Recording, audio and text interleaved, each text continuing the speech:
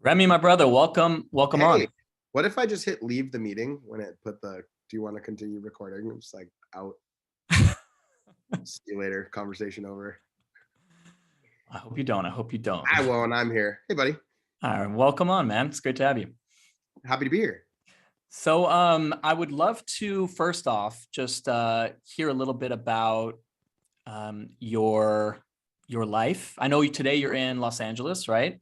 At this moment, yes, but generally I'm always on a plane. So And in your mind, you're in Israel or in some other place, you know. yes, that is very true. That run on a regular basis. So where did you grow up? I was born in New York City. We moved to LA when I was 2, but we were always bi-coastal, so we moved permanently here. Just by the luck of the timing, I was born in New York adverse to LA. Lived in Malibu most of my young life, and then I went to boarding school in Switzerland, in Lugano, Switzerland. Shout out to TASIS, the American school in Switzerland, is where I went to school, which kind of informed a lot of my interesting opinions on the world, which is why I laugh at a lot of people when I start making comments like they know what's up. I mean, I went to school with 100 plus different nations and people whose families either run the show or they're diplomats or they run industries or are in interesting businesses that generally may be problematic for some people to understand. So I have a very different view on the world, and I got that upbringing very young. And then, I went to the number one establishment in the United States of America called the University of Arizona. So I went to it's not a party school at all. It's a super down to earth, no fun at all. It's a very Catholic organization. Not at all. It's probably the greatest single experience of my life. I left and I went to work at ICM, it's a talent agency, became a talent agent fairly young. I was there for a very long time, and then I left and then went into business for myself. And now I run a creative agency, which I own, along with a bunch of brands that we've built and we've sold, and we're building a bunch of fresh stuff as well. So I love that upbringing of having a worldly experience of meeting people, being in the big cities like New York and LA. So you have a broad kind of feeling you can do big things in life, but then also getting that culture and meeting people from all walks of life. And I think would you like that? Do you see yourself doing that? But I'm gonna blow your mind. Ready? Ready. New York and LA are big cities, but they are giant bubbles. That's all they are. They're giant bubbles. They are massive bubbles, and you live in the individual bubbles within those bubbles, right? Like people in LES and people in the Upper West Side, 2 vastly different humans. They're in their own bubble. They don't leave that bubble. They like, oh, I do this, I go that, but it's different humans. When you're supposed to go into a global village, or as I like to call it, a global village, or the global community, which is what we had, you are forced to drop and understand and forced to understand each other at a level what's different. Like, sure. Right? You bring it down to the level of such bare bones. Like things that we would say to each other, like, people would probably get canceled for, but no one cared because it was like an open conversation. I love that. Switzerland must have taken it to the max of diversity, but I would say, like, growing up in San Diego, my whole neighborhood was white. I only had I would say New York, just by taking the subway, you're automatically at least exposed to some other cultures a bit more. If you're in Brooklyn, you've got like if you take the subway, but at the same time, give you the difference. If you go to Queens and you're in a specific area, it's a specific group of people. If you go to Crown Heights, sure. you're gonna see X, Y, and Z. Upper West Side, Lower East Side, like as much as it isn't, because it's your decision to leave those areas. Same thing's true in LA. So you weren't hanging out in Compton. You were in mainly Malibu. No, not entirely true. Actually, we spent a lot of time down there because you play in a bunch of games, the Watts games, and my family is very much in service, and we went to help and spent a lot of time there. So I've never been that way before. Plus, Malibu is actually super diverse. It's not what you think. I grew up on the north side of Malibu, or we'd call actually the west side of Malibu, because Malibu actually goes. It's funny. It goes east-west. You said you were playing. What sports were you? I played water polo. Yeah, so we used to go to the Watts games, which is awesome. It's amazing, and you spend a lot of time down there. It's funny. I think everyone should have to spend time in different areas of their city to see what it is. I was blessed because where I'm from, Malibu it's actually fairly diverse. It's not like what you see now. Malibu in the 90s was very like open and free and different. It's a lot of working class people. So it changed rapidly as people decided to move up there and turn to the Nobus and Knots, but it was very diverse. Like everyone, like you name it, Native Americans, African Americans, Black people, Mexicans, people from South America, you name it, all over the place, all live together. Were you a good kid or got in a little trouble? No, Normal I was enough? a piece of shit. I was a complete piece of shit. I was also, excuse my language on that one, I was the ringleader for most of it. That's also part of the reason why I kind of got sent away was I was a little bit out of hand. Also, Malibu's an interesting community because there's not much to do, especially when you're young. Like this is before you had like everyone had cars and scooters and all that other stuff. Like we have one road PCH, so like if you're kind of stuck there and there wasn't much in our area, so we would surf and cause trouble, like legit trouble. Like we would like one of our favorite things to do, which is way past the statute of limitations. So I'll happily tell you the story. We used to stuff wetsuits with like towels and put jeans and shoes and like a hoodie on it, and like someone would have like an alien head or whatever, and we'd leave it in the middle of the road, like it got hit. Oh my God. And we'd do it at night and start pulling the string, wait people to get out of the car, and we'd either paintball them or throw eggs at them. Justin Bieber's bad face. This was us at like 9 and 10. Like we were like, yeah, we did some funny ass shit. So I have a theory, Remi, is that those that are wild by nature growing up, if you can channel that as you grow, it actually is the game changers. The people, I agree. If someone has a kid that's driving them nuts, like at least have hope that there's a chance that they'll be the most dynamic kid in your family. They'll end up doing something really cool with their lives. It's funny. I think I'm blessed because when I went to boarding school, I think they're the ones that really helped me channel it. I think you change a lot when you're in a European environment. Actually, when you're just in a proper international environment, it's funny. I sometimes like look back on it and I'm like, I wish I could just go back to the like now to the and be in that same place, just because you have a different view, right? Like people are there to support you, and people are there to do what's right. Also, you have a great insight on things that people don't and think they do, and can make interesting phone calls to people who are in interesting places that will give you insight to things that other people can't fathom about, which is why I argue with people on the internet when they say like X, Y, and Z. It's funny. I was having a conversation in a group chat. Someone was asking me a question. Like it's not Jews. It's just everyone asking about security. They're like, what do you think is going to happen here? This was during the this was during the initial stuff in May. And I gave them like a play-by-play of what was going to happen and something, and it happened to the team. And they're like, how'd you know? I'm like, I just ask people who have more intelligence or understanding in the reason, like not intelligence in brain, but physical intelligence on the ground of what's going on. And then you take that and you adjust what's needed to be done. If that makes sense. Being open to, you learn that in Switzerland and in your life growing up is like listening and asking, learning from other people. Like the Pirkei Avot says, who is wise? The one who learns from everybody. You'd think it'd be somebody who knows everything. It's like, no, that's not wisdom. Wisdom is openness to learning more all the time and asking. I think when you have a specific worldview and you're not having, when you're born into opinion, and like someone sent me a message today on Instagram about Sheikh Jaha. Some like, it was propaganda stuff that was sent. Sure. And I just refuted it with actual articles and information explaining them like about stuff like, what's being built there, you don't understand, this is what it is. You're just reading it, you're reading something that someone made and then you use it. And I said, this is what makes you dangerous. They're like, I don't understand. None of my friends are a threat. I'm like, you're not the threat, but you spreading it's the threat. I said, because if you keep sharing that same information, someone reads that and they take action on it, then you're culpable. Like 100%. And I was seeing that we recently had the attack in Texas at the synagogue, and I was listening to a rabbi saying, one of the hostages said, oh, you saw the CNN article. I posted it. Yeah. That might've been you. That was you. And what he said was like, you don't realize when you're sharing misinformation about Jewish people, oh, what's the big deal? So I'm not so accurate about the fact that Jews run the media or whatever it is. But if you're somebody who's angry and misguided and you keep hearing these things, it's going to get you're going to have somewhere to channel that anger. So it's not nothing to have Someone goes, well, the person was like, I was arguing with a Jewish lady who blocked me on Instagram because she was like, he was just in the FBI said it was wasn't anti-Semitic, and then it comes out and stuff, and I was just like arguing, sort of feeling like, how can you say that? Like, you're also part of the problem. Like, you don't recognize, like I could recognize, because all you had to do was listen to the initial live stream that came out and said, he said it on the live stream. He said it on the live stream when he got in there, indicating what he was doing.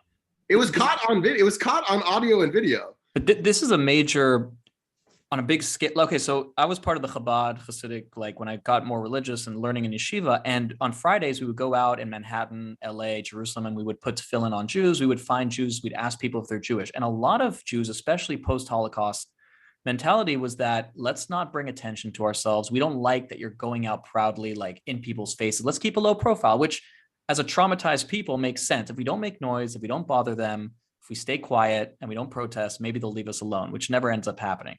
What are your No, thoughts on that? I mean, I agree with you. I mean, look, parents gave me the gift of the name Remington Franklin.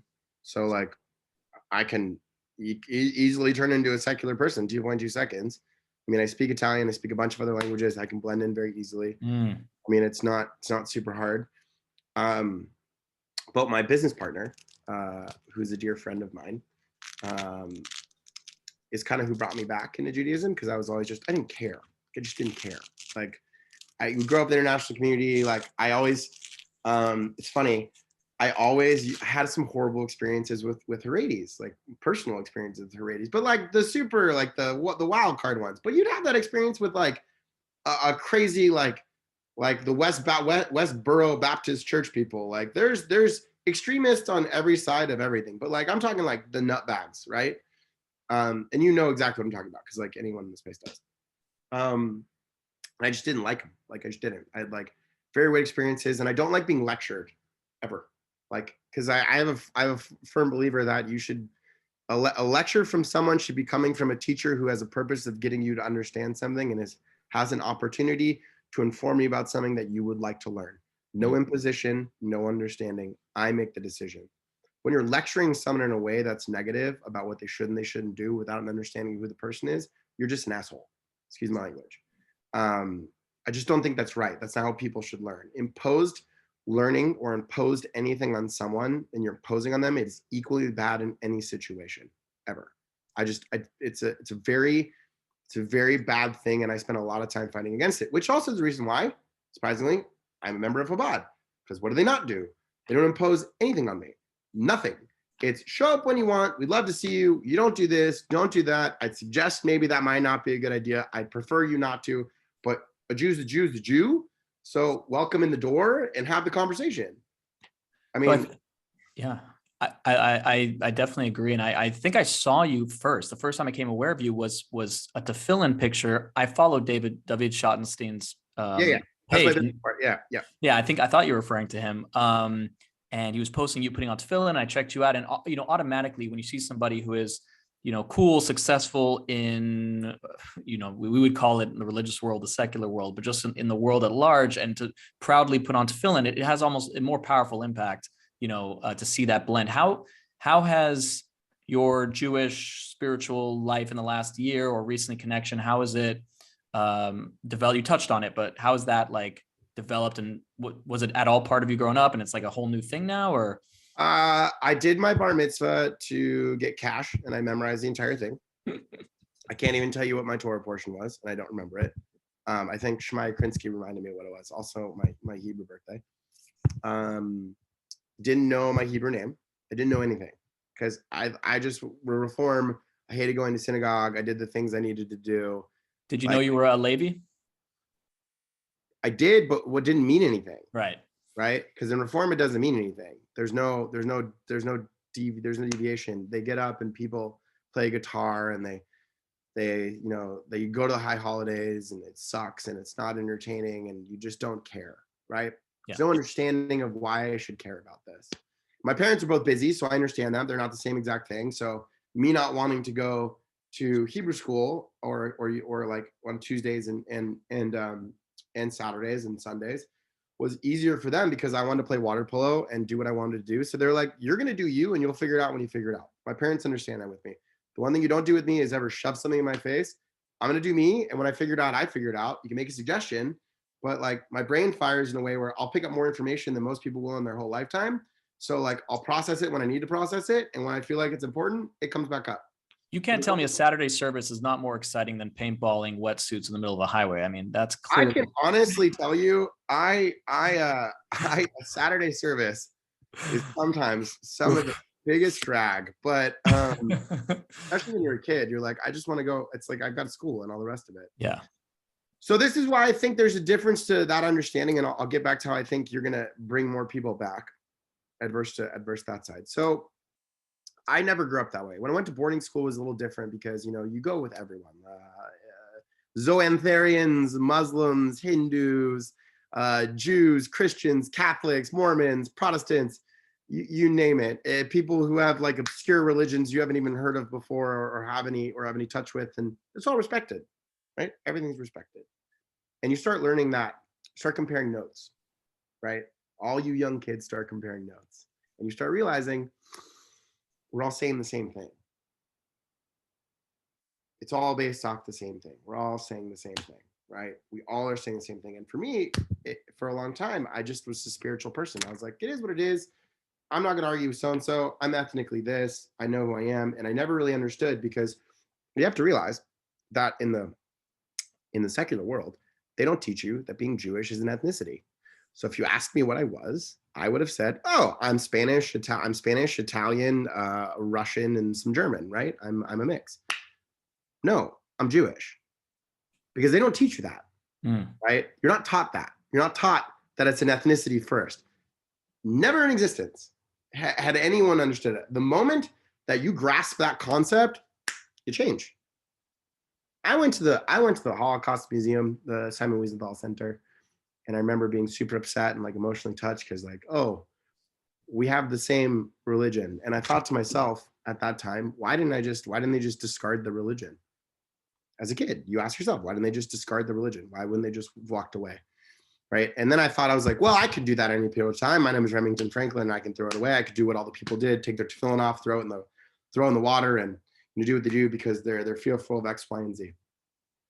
So during a couple things that happened to me, and David and I had a conversation, and I always told David that I wasn't Jewish.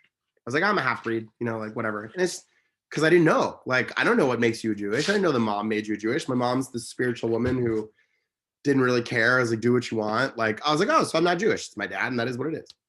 Not the case when you start learning about it. And then finally you get to the point in time where you have friends that start educating you. And then you realize it's no longer a choice and an option. And, I had that aha moment where it's like, it ain't for me. It's not for me. Like, I don't do this just for me. I don't do what I do for myself. If it was for myself, I would sit on my ass and I'd go train jujitsu all day and not care and not put myself out there. I don't need the headache, but it's not for me, right? It's not. I am a blessed member of a tribe of people that have been persecuted for a very long period of time, for whatever reason, ins and outs and ups and downs, that have been tried by Hashem over and over and over again, and tried by so many people, and we have always survived and then thrived.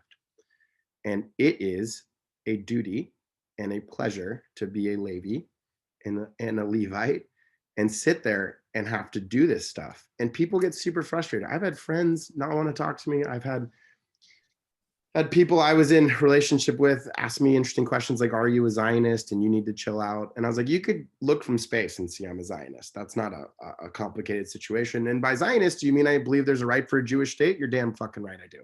Sorry, I will use the F word in that case because it is necessary.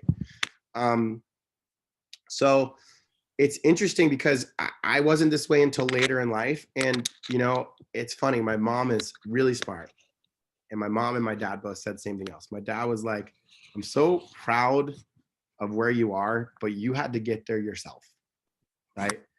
And my mom said it best. She goes, you are just doing what you were born to do. Like, I would be this relentless about anything in general. No one gets angry if I yell at people about dogs. No one gets angry if I yell at people about, like me helping kids boxing in Compton and gun violence and how it's affecting their community or education or anything else like that. They get pissed when I defend the Jewish people. Automatically, everything goes back to Israel. Oh, you're helping the Jews. Oh, you're doing this. Oh, you're doing this. Oh, but F Israel. Oh, it's like, no. I'm a member of a very specific group of people. We are a very specific group of people. There are, depending on your range, between 16 and 18 million of us left. And in my tribe, there's 500,000. So there's 500,000 of me. I'm one of that group in the world. Explain to me why I'm not supposed to defend that. Would anyone else not want to do that? Like, is anyone else going to sit there and do that?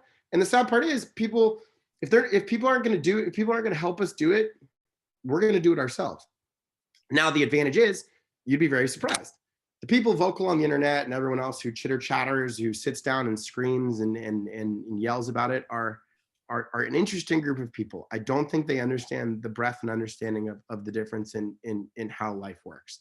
Meanwhile, on my side, I've got former Marines, and I've got, who are not Jewish, and MMA fighters, and most of the UFC dudes, and all the Brazilian Jiu-Jitsu guys. Every single one of them supports Israel and supports the Jews and would walk hand in hand down the street. Why? Because they understand what it is. You're highlighting such a power. This is the first time in history, I think, that a Jew can stand up with real protection, real self-defense, and legally protect ourselves. There was never a time we were allowed to really do that. And so I want to hear a little bit more about what you're doing on that front, because I remember I was in San Diego at a synagogue when the Poway shooting happened, and my Lori Kay, who was killed in that shooting, gave me, I think she was one of the first donations to my organization was from her, lovely lady, so I knew her personally. And as the police came to tell us what happened, and we were walking back home, right nearby, a car pulled up right in the middle of the intersection right in front of me, and I froze. Because I just heard that someone I know was shot. Then a car, it turned out to be a friend of mine who wasn't Sabbath observant, wanted to tell me what had happened. So it was a friend. It's a friendly friend. But in that moment, I was like, maybe I need to get a gun. It was the first time in my life that I was like, it hit close. You hear about terrorism 24/7. You hear about, my mom's from France, so you hear about attacks in France. And you're always like, it still doesn't register. Which go underreported all day long. Attacks in Germany. I mean, everyone's trying to. Bro, if let's be real, if we actually ran the fucking media, excuse my language, there would be everything everywhere all the time. Like you'd hear about Bubby breaking her toe walking out of Shat's Bakery or whatever it was. How many people know over here in Crown Heights and in Brooklyn, every week there's someone getting knocked out defenselessly by somebody, a Jew. Only us, and no one reports it, and it's super entertaining. I find it entertaining that people think it's that way. But now here's the fun part. Now you've got people like myself and Jonathan Lipnicki and Brian Kahn and Rabbi Yossi Elefort and Label Mangle and the whole Maganam crew. That's just there, and it was like, nope. They're just. By the way, mind blown that the cutest kid ever in movie history is a black belt in jiu-jitsu. That was Jerry Maguire. The cutest kid in history is not only a black belt in jiu-jitsu, but an MMA fighter and a Muay Thai guy, and will kick your head clean off. Unbelievable. But no, he said the human head weighs 13 pounds or something like that. The human head weighs 8 pounds, and he can kick straight through it. So, yeah, but we have a full crew of people that are Jewish that all train. Like Edel's. Edel's a Krav Maga guy who's in Jiu-Jitsu and Muay Thai now, and we have all these people, Darwin Metzger, and we have a bunch of dudes who are trained. Yeah, and that's why we escorted the Orthodox to synagogue. So you guys you'll walk rabbis, you'll walk Orthodox that need help to synagogue? Every single time it flares up, because it's overkill occasionally, every single time it flares up or there's a problem or we hear anything, but usuly when Israel's at war. Yeah, or also just generally. I mean, between David K and Yossi, they got a pretty good ear on the ground when stuff's going to go down. By the way, if you haven't checked them out, Maganam, you should figure out how to get them in your area. They are extremely trained, very well, and masterful. And I know you have a relationship with Yossi. Maganam is Defend Our Nation, and Yossi Alfort originally from La Costa, California, but now LA helps train to protect Jewish communities. He and I, we have a very close relationship. My crew, my crew operates a little differently. We're the Shabbos Angels. We're all over the U.S. depending on who needs us. Fun fact, by the way, MTV years ago was making a documentary about religious fighters, and they interviewed me and him, me for jiu-jitsu, him for MMA. And in the end, he's the one who told me about it, got me an interview with MTV, and they ended up going with a church that does MMA. So we missed out on that show. It would have been way better. Yossi Label and a lot of the Magnum guys come train at my jiu-jitsu gym, so we teach them quite a bit.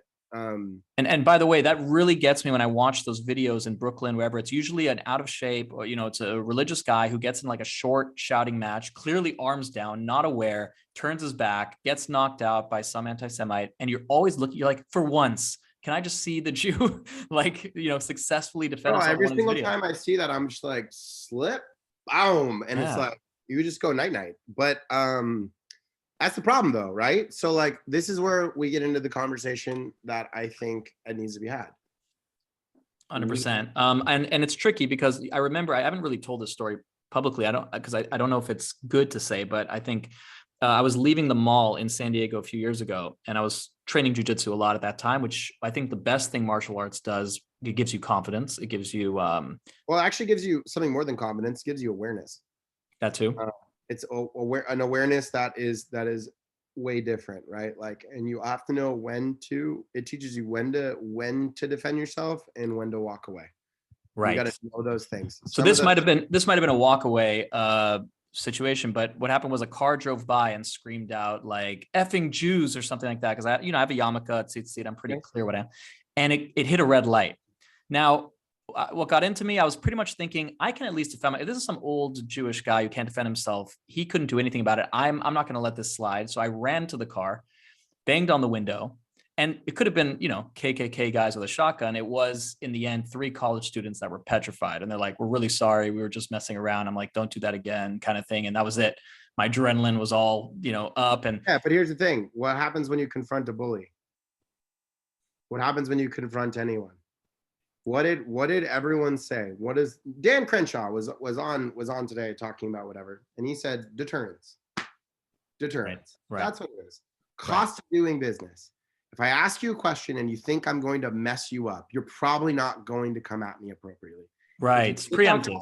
If you look outside a synagogue and you see a dude with a gat and body armor and a bunch of people standing outside that look like they're not someone you want to mess with, generally you're not going to mess with them, because there's a cost. Like, we had so many people pass by us who wanted to say stuff, and we'd walk and we'd follow the cars. We'd walk right next to them and we'd look at them. They'd have their windows down. You know who they are based off what they have in the back of their car. We'll leave that for what it is. But I can spot them, right? And you look at them, and what are they going to do? You're going to get out of the car? You're going to get out of the car. You're going to get out of the car. No, you're going to say something because you're going to drive away, but you just got stopped at a light, and now there's 6 dudes in white shirts walking Orthodox people home, and we're all looking at you. We clocked your license plate. We clocked your information. So you're saying overt strength actually leads to more peace. Like we in the Middle East, it's the same way. If Israel shows its strength, it actually will lead to less violence because you don't create that opening for a bully or somebody who feels like. Have you ever seen A Bronx Tale? I actually have not, I don't think, or maybe a long time ago. So watch Bronx Tale. There's a great line in it, and Chaz Palminteri, a fantastic actor, makes a line. It's better to be feared than loved. Yeah. I'd always rather be feared than loved. In Jewish history, that's for sure. I'd rather be feared than loved, because if you're afraid of me, you ain't gonna do anything. Because the consequences are gonna be great, right? The reason why you didn't mess with certain groups of people is because you knew the consequences were going to be there. That's just the fact. That's the consequence of doing. That's the reason why people are like, why do you have armed security outside of your? Why do you have armed security? We have armed trained security not only to protect us, but to indicate to you that if you decide to do something, you ain't going to make it. And it's really it really hurts when there are things against the Jewish community and we don't rise up in like riots or protests. It doesn't have to be riots in a way but like real protests on the streets that, you see it in France, you see these places. We kind of like keep going, and we don't really, there should be zero tolerance and a real price to pay for attacks, 100%. So you touched on your martial arts love and how that's kind of, played a major role in your life. And you were talking before that I used to train Brazilian Jiu-Jitsu more consistently and competed at Pan Ams and things like that. But I really want to break down the stereotype of what a rabbi has to be or what an Orthodox Jew has to look like. So that's what really appealed to me as well, as loving the sport. How long, first of all, have you been training jiu-jitsu, MMA and stuff like that? And what impact has it had on your life? I, since birth, have always wanted to be a ninja or a Navy SEAL. And then when I found out that ninjas weren't going to exist and I was, my parents were sent me to boarding school in Switzerland, and it was a lot different than me wanting to go do the rest of it. But I always trained martial arts as a kid. My first karate instructor was a guy by the name of Jerry Blanks. He's still around today. Teaches Yoshikai karate, which is a version of Shotokan. So that was the first place I ever got really belted up. And it's very just like strict punches, like really just like direct, like Like nothing, like, and then it gets flashy when the competition, they bring out like the commas and the sickles and the whole thing. So that was the first thing. Then you realize very quickly that doesn't work. It just doesn't. Like, it just does not work. So my next person I started training with before I started training jiu-jitsu was Peter Sugarfoot Cunningham. He's probably one of the best kickboxers, Muay Thai fighters in the world. He was my coach forever. Sugarfoot, you got to get into the kickboxing. Yeah, he was crazy, the best. Just like the guy could take his foot, stand on one foot, and like tap you on the top of your head. Like, he was like that. Like, he's just like incredible balance. From Alberta, Canada. He was amazing. Just a really good human. Just a really good human in general. So then I went to the University of Arizona. I ran into a very interesting group of people, which would be Drew Fickett, Efrain Escudero, Dan Lozon, Joe Lozon, Robert Maldonado, Don Fry, that whole crew. And I started training with them. And that's the first time I actually started training proper like MMA. So it was like grappling and like all that stuff put together. So we did all that. And then I formalized jiu-jitsu. Originally it was with a guy by the name of Martinez. But he was like, it was weird. I wasn't so into it as much as it was. Actually, correction. The first time I trained jiu-jitsu was with Chago Vela, who was a high and Gracie black belt with my friend Keegan, just randomly summer. It was the first time I ever did it, but it was no-gi. And then when I came back, I started training with Rafael Delinia, who's actually in San Diego. He's in La Jolla. Who him and Demetrius Ramos had a school in Tucson, Arizona. And I got my blue belt there in about I'd say like 9.5 months. By the way, if I could choose one person in history to guard a synagogue, I think High Gracie would be up there. High Gracie was madman, a monster. So I got my blue belt from them, and then my dad was doing some work with Walid Ismail Valiji, and I had Valiji like taking me from place to place when I was around for a long time, and then I ended up at I stopped for a while because I was an assistant and didn't have time when I graduated college. So like there was just so much gap in between. And then I stopped for a while, and then I went to on and off. I'd go to Robot, like not enough to get belted, like go like once or twice a month, like nothing serious. It was Tim Peterson who gave me my purple belt. And then I took a bunch of time off because I busted my knee. Funny enough, while we were partying, a friend slid into my knee and it popped this way out. There's actually a video of it. It's pretty funny. I think it might be on my Instagram, but my knee popped like out like this. And I pulled it back into place. And I tore my ACL, my MCL. But it was 3 days before Coachella and it was torn. So I got the MRI and I strapped like a giant knee brace on. I just walked around. Serious commitment. I was like, look, I'm going to be drunk and probably super high at this point. So it's not going to be what year, by the way? Because I helped lead a Shabbat 10 at Coachella for 2015 to 17. I think, let's see, 14. Must have been 2014, 2015. Might have been the year before. Okay. And I was walking around with this giant knee brace. Like I got like a specific knee brace. I made it. I love how it wasn't in martial arts. It was at a party that your knee got. Yeah. I never get, that's funny. In training, I rarely get injured. Except Rick did footlock me last week and I hurt pretty bad. Yeah. I also did it very sneakily. So I started training and then it's funny, like I was boxing for a long time. So I started boxing with Eddie Arzola at Lobos Boxing Club. Been boxing forever. Eddie's one of the best boxing coaches there is, striking coach, amazing. Trained with him and Hino and that whole crew here. I was just doing boxing for a while. And then I missed jujitsu so much, like I did. And then I always used to mess around with my friend Brent, who's my jiu-jitsu coach now, Brent Bernstein. He's one of the best jiu-jitsu coaches. Him and Nick Gregoriatos, John Evans, him, they all teach at Subconscious. And if you don't know who they are in jiu-jitsu, those are very serious dudes, especially John Evans, who is probably a massive BJJ commentator and streamer. BJJ Breakdown, he's amazing. He's also one of our coaches, and we also have good people come in, but it's a great squad. What kept drawing you to it? Is it the mind of it? Is it getting all that kind of stress out? What is it? Here's the thing. Like, I mean, I lift weights, I can do whatever, but jiu-jitsu for me is like a meditation. Like it's a complex problem. It's complex chess you need to solve on the go, especially when it's gi jiu-jitsu, because there's so much more problem solving. Like, look, I'm super strong.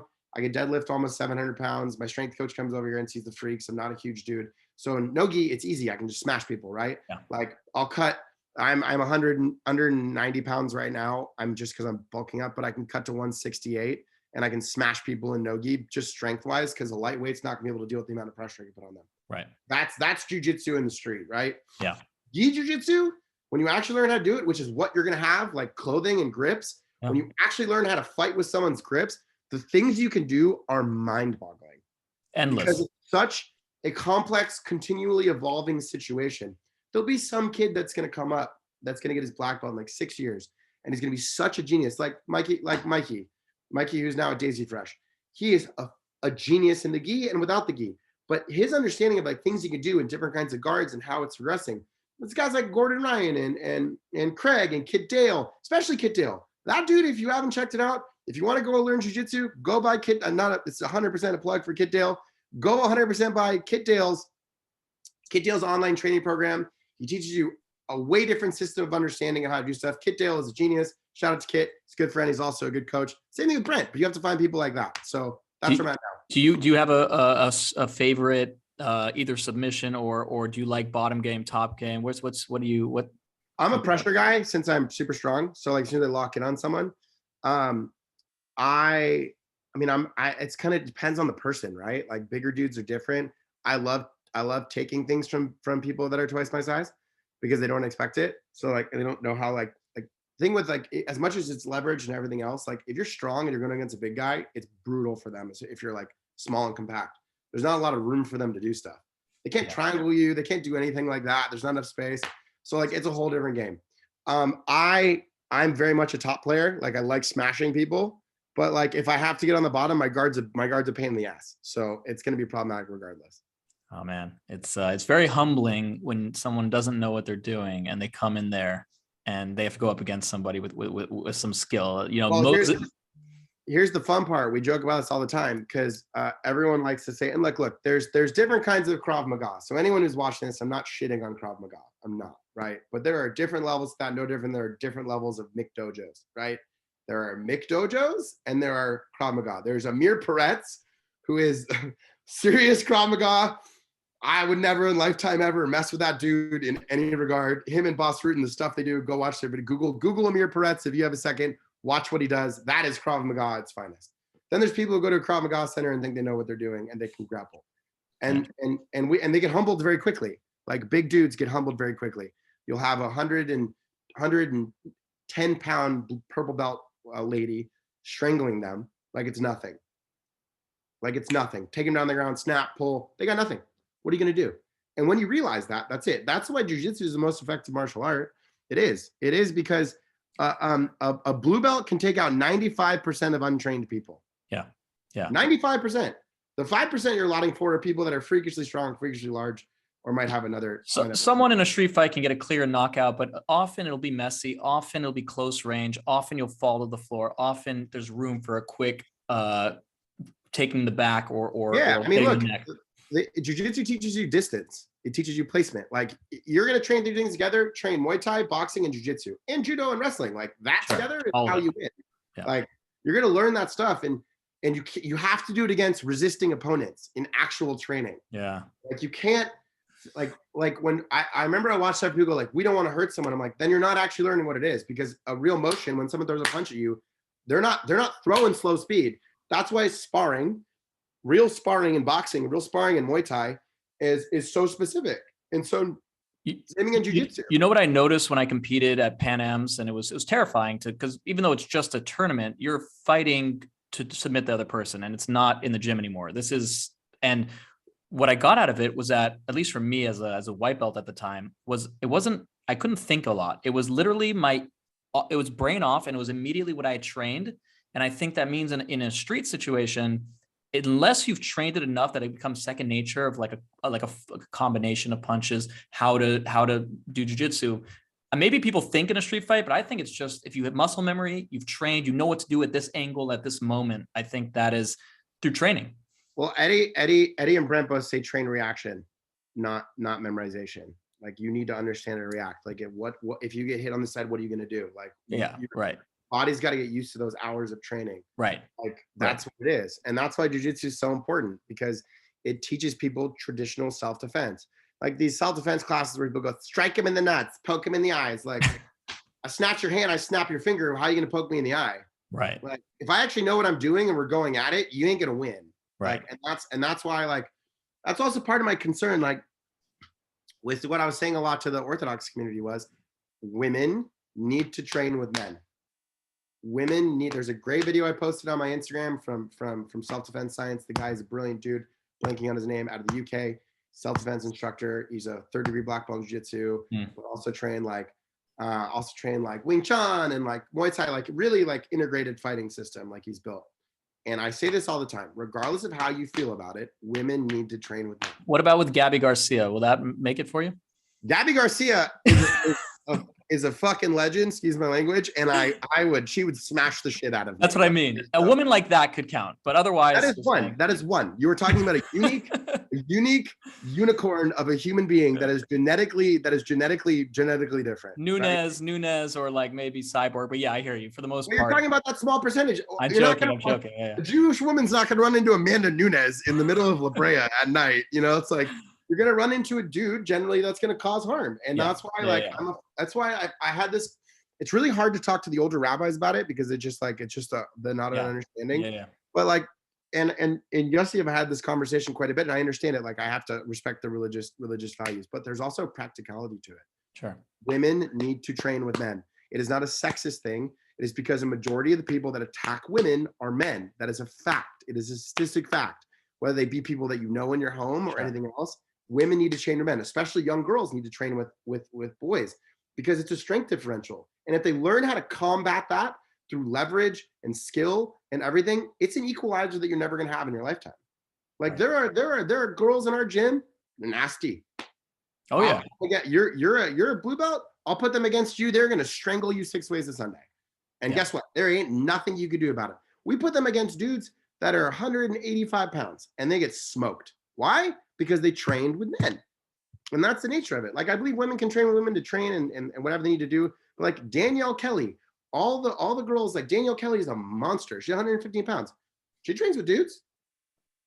Like, that's how you get better. It's a strength differential. And that's general biology. It's not me being rude. It's like, there's a difference in strength. It just is what it is. So clearly we've established that we need to be a people of, we have to learn our self-defense. We have to be proactive. And by the way, it's not just learning self-defense. It's learning awareness. Like, it's learning general awareness. How many of those attacks we see on video would be averted if you know that you're in striking distance, if you understand like these type of things? If you understand that you see two people walking down the street and they're talking and they're not in a position where you feel uncomfortable. I'm just saying you feel uncomfortable and it's night. You know where to, and it's dark. Go to the light side of the street. Walk into a store. Yeah. Make a move to where you're like, I get so frustrated with anyone, especially in LA now. Don't walk at night. I don't care who you are. And don't have your AirPods in and looking on your phone either. Don't. Phone in your pocket, ears out. Take your watch head off. On a swivel. Take your watch off. Watch what you're doing. If you watch me walk down the street, like if I'm in my car, it's a different story. Like, what's gonna happen? I drive a giant truck, so it's like, and I just procured a Humvee to have my friend Mike G.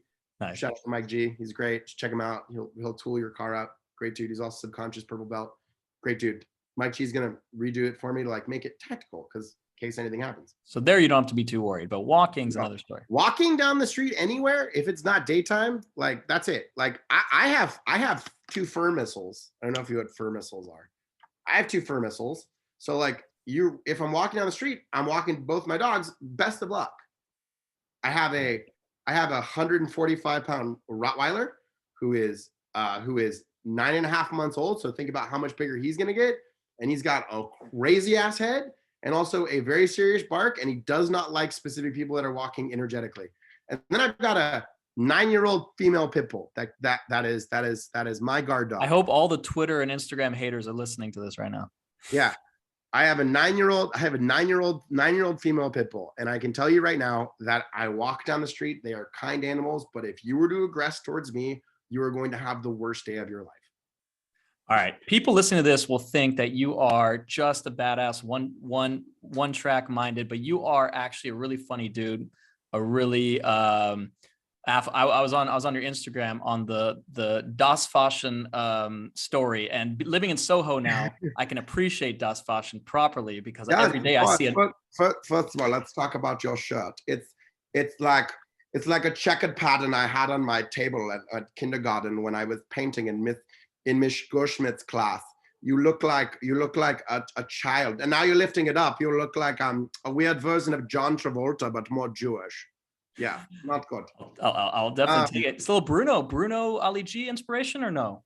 Yeah, and you know, here's the thing. I was so tired during Paris Fashion Week. I was with one of my clients, and I just kind of like hadn't slept, and I just saw something, and it just came out. I think we were at the Balmain fashion show, and I was with a publicist, and we were just losing it. And I just started doing it, and it just kept going, and it became a thing. It's amazing. I highly recommend if you're having a bad day, check them out. Also, it's so funny. People say it all the time. They're like, "What else do you do?" I'm like, I've fostered 110 dogs for amazing foundations. I've had another 350 adopted. I've transported probably well over another 600. I always help people regardless of the time of dogs. You can call me anytime. I'll pick up a dog. I've spent a lot of time cooking at the Los Angeles Mission. Shout out to Kim and Chef Kev and Steve and everyone down there for doing what they do. It's a great organization. My good friend Ike Pyun got me involved years ago, and I spent a majority of my Christmases and Thanksgivings cooking for the 5,000 plus meals that they do. And they lost a bunch of the great older chefs that were down there that spent a lot of time down there. So it was a rough year for them. They lost them to COVID. But the LA Mission's a fantastic organization. They're in the center of it on Skid Row, and they take people into a program, and the program itself requires them to kind of like change it. It's a religious organization in general, but they do a great job. You know, I'm involved in a bunch of other charities and organizations, and I spend a lot of time doing that. Do you feel that has brought, that's amazing. Like, do you feel that that's brought an added dimension in your life that sometimes you think of Los Angeles or you think about today's generation and we're trying to succeed personally, focused on ourselves. Do you feel like if more people spent time, you know, fostering dogs, giving back through food, doing these things, protecting the Jewish community, it adds a layer of purpose and meaning that we all really crave, that we need, our soul needs? I mean, look, here's the thing. If that's what you feel like you need to do to sleep at night, congratulations. You know what I mean? I think that's the case for some people.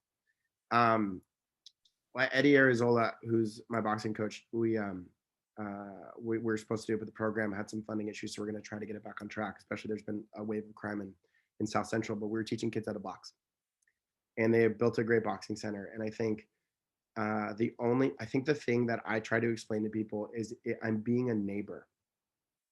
We've lost that, right? We've lost the idea of being a neighbor. And I think as we recess into our phones and we've recessed into the screens and we've recessed into this, we've lost that human interaction and conversation. You can't have conversations with people, they get offended. You can't have an open dialogue because it's this or it's that. Like, you break it down to it, you reach someone up. So when I was a talent agent, I was leaving jujitsu. This is an example of the difference, right? What I would say is, like, people like, I donated to this or I did this. It's not it. The thing that people need is time. They need conversation. And I don't care what you're doing. If it gives you an understanding that you're being more neighborly, it's like, gives you a sense of purpose. You should have a sense of purpose in general, right? I think that should be innately built in people, and you figure out what that is. But when you're doing something that's altruistic and you're doing it for a reason, you're doing it to help. Now, originally, I never posted any of this stuff. Like, it wasn't. The only reason why we did it was for donations or help or anything else. Like, now it's like, I have to do it because it raises actual awareness and raises money and all the rest. Like, there's reasons behind it now. Spreading good is good anyways. It's good to see spreading good is good. I walked out of 7-Eleven, and there was a different homeless dude there every single day. And one day I walked outside and I was like, what do you need? I was leaving jujitsu, a robot. What was the 7-Eleven that's no longer there? It was on the corner of Barrington and Olympic. It's no longer there. It's gone. Hold on. Bundy and Olympic. No, Barrington Olympic. I'm trying to remember. It's Barrington Olympic. It's Barrington Olympic. The one that used to be there, it's gone. It was Johnny's Pizza was right there too. It's gone. And this dude's like, hey, I need this. And I got so upset, like emotionally upset. I was like, I am so tired of this. So I went home that day and I sent a message out to a bunch of friends. And this is years ago. So it's text message chat. I was like, we're going to do this. Instagram had just started. I was like, we're going to put this out, blah, blah, blah. And I organized this thing with my friend Michael Keys and my friend Rhett Reese and Ike and my friend Tomic and a bunch of people. And we used my friend Ike's bar. We did this thing called Backpacks of Love, right? We just put backpacks together. And then finally, one of the agents I was working with, her husband worked at an amazing organization called PATH, People Assisting the Homeless. It gave me a good understanding of how we have to do.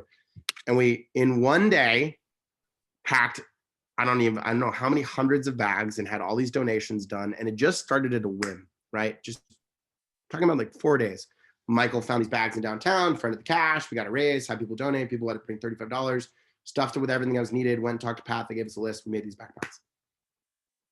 One person decided to do something. One person, me. And then it spreads out when you have two people. And then two people turn into four, four turns into eight, eight turns into 16. That's how it's supposed to work. You don't have to like be part of an organization to do good. You just have to decide you want to do it. And you have to feel understanding that you're going to see things that are going to make you uncomfortable. You're going to see things you're not going to like. You might see things you're going to disagree with, but you have to go do it. And you have to feel that and understand that that's the difference in doing it. And that's being a neighbor. Like if you can't like, so I'll give you a thing. My dad had a heart attack recently. Right. He had a heart attack. He's alive. Baruch Hashem. Thank God for Ari Herzog, who came down immediately to wrap me into tefillin. Really amazing rabbi and a good human. I know Ari from Jerusalem way back in the day when he just got married. Very good human. And my dad was in the hospital. I met this dude right around his birthday who was homeless and outside of 7-Eleven. I asked him what he needed because he was trying to sell headphones. Older dude, 55 years old. And he was like, you know what, man? Like, I just need this, like I need some cash. So I gave him more money and I was like, I want your number and I'm going to get you a bed at the LA Mission. Okay. So he's like, great. So finally went to go stay with I gave him enough money to get back to Long Beach to go stay with his sister. She was leaving out. She's moving to Texas. Same thing with her mom. He has family in Texas. And then when my dad was in the hospital, again, happened a second time. He messaged me. He's like, hey, I'm like, meet me at Cedars. So my dad's in the hospital. He's having a procedure done again, right after the other one. And I go down and I give the dude some cash. And he's like, why are you at Cedars? Like, my dad's in the hospital. He's like, but you came down here to do this. And I was like, just because one thing's happening doesn't mean I can't do another, right? Like, you have to continually think that way.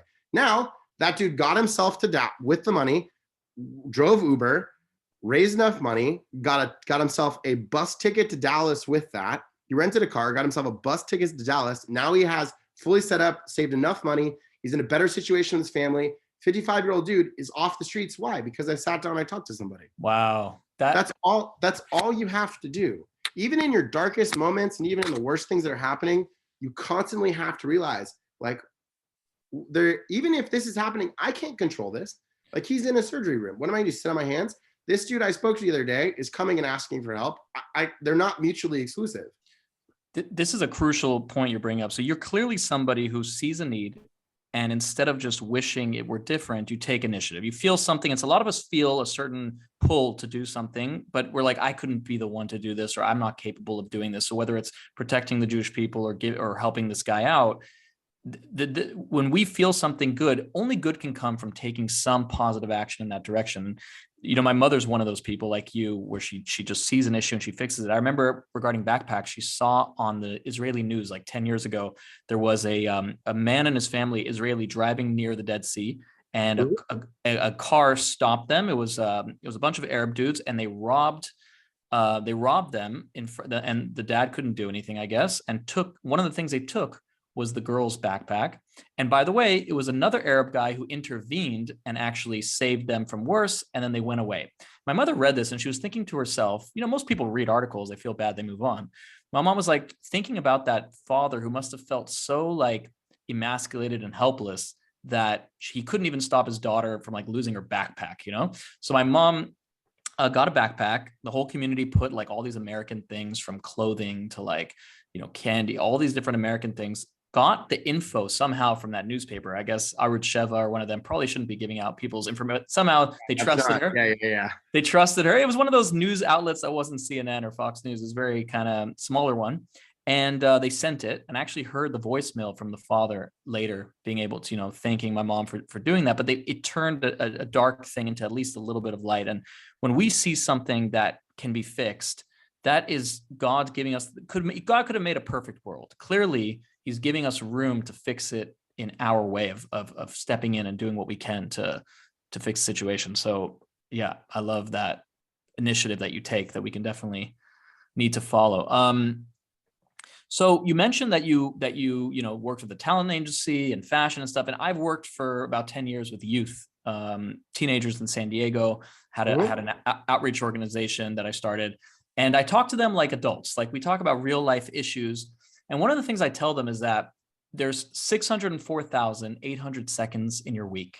And when you see an Instagram photo of a celebrity or one of your friends in Saint Tropez on a cruise ship, that is one filtered second of 604,800. You don't know what they're going through. All these people you envy and admire could be, having a very difficult time. So is there anything you can tell us or share with us in terms of like celebrity worship, or kind of this idea that we always have FOMO, social media makes everyone go crazy, that everyone's living a better life than them? Like any real talk you can give us about Grass is that always world? greener on the other side, my friend. You don't understand. Like everyone wants to be somebody else. That's a great idea. Mm, Everyone wants to change their situation. But everything that you have or you're going through is what turns you into who you are. It's what you use that for to make the difference, right? You kind of like, it's interesting, right? Because like celebrities can be inspirational and all the rest of it, but like, why aren't people? This would probably make more sense. What kind of shows do you think? What do you think? What do you think? One of my favorite shows on TV ever was, ever, hmm. ever. It's gonna really surprise you. Keeping Up with the Kardashians? You know, I don't know. Dirty Jobs.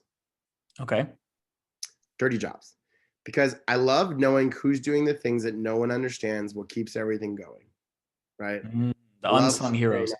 on the day-to-day heroes.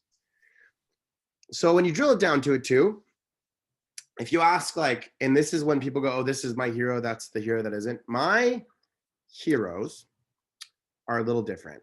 My heroes are Dr. Alan Silberman, who saved my dad's life when he had cancer. Mm. That's someone that I am a huge fan of.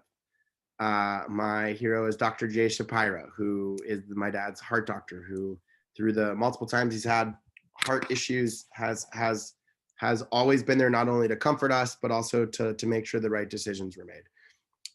My hero is my uncle Johnny, who's one of the greatest defense attorneys in legal mind, and his son John Paul. Those are two of my heroes. People that are doing extraordinary things and things that are so tactically intelligent that when you break down and see what they've done, like mind blowing.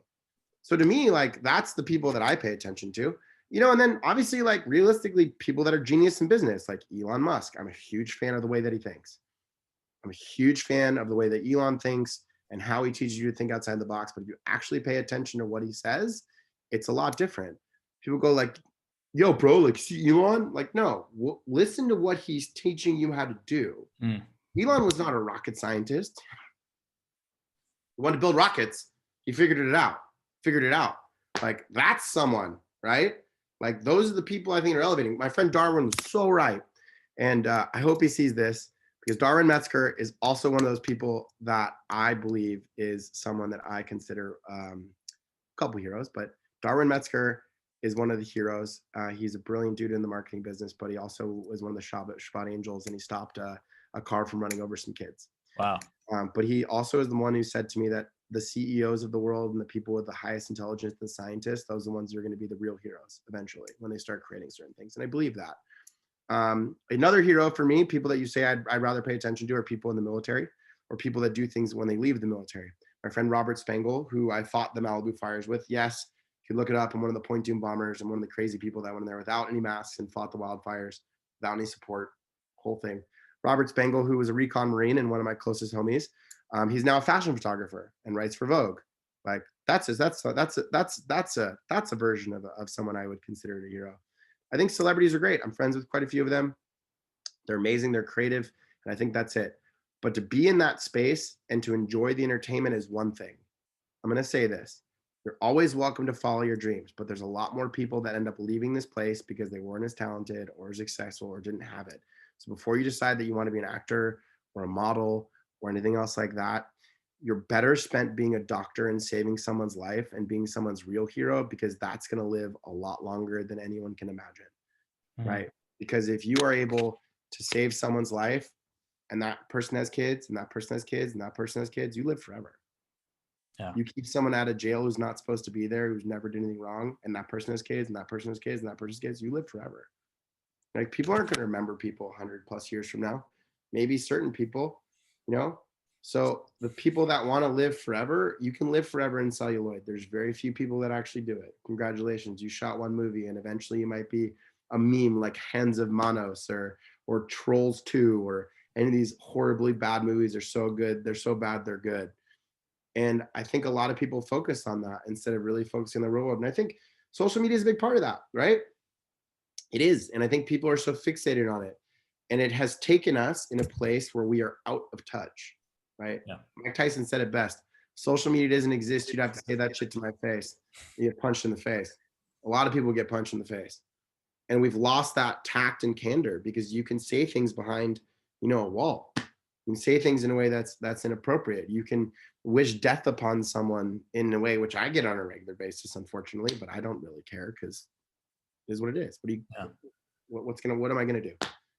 And you can also do good on there. You can also share loving stuff you can, but it's also unfortunately drowned out by the troll amount of people that just want to shit on you all day long. But I do love internet trolling if it's entertaining, like if it's funny and it's comical and it's memes. That part of the internet I enjoy. It's the other side that's not. So what I would say to anyone is who's watching and who's thinking about it is the internet's not reality, right? Like you're not seeing it. If the internet was reality, you'd understand that you're being blocked from seeing what's going on with the Uyghur Muslim population in China, or you'd understand more about what's going on in Tigray, or you'd understand what's more about what's going on in South Africa, or you pay attention to more stuff that's happening in Uganda, or understand what's going on in Sudan, both Southern Sudan specifically. You'd have an understanding of that, or you would be not as upset about of how they treat women in Iran. You'd probably pay more attention to that, but no one does. So at the same time, it's a great tool and it's been an amazing use for my business and what we do. And I love it for that, for marketing and everything else. But the fun part about something that's good, it also has an equally large bad side to it.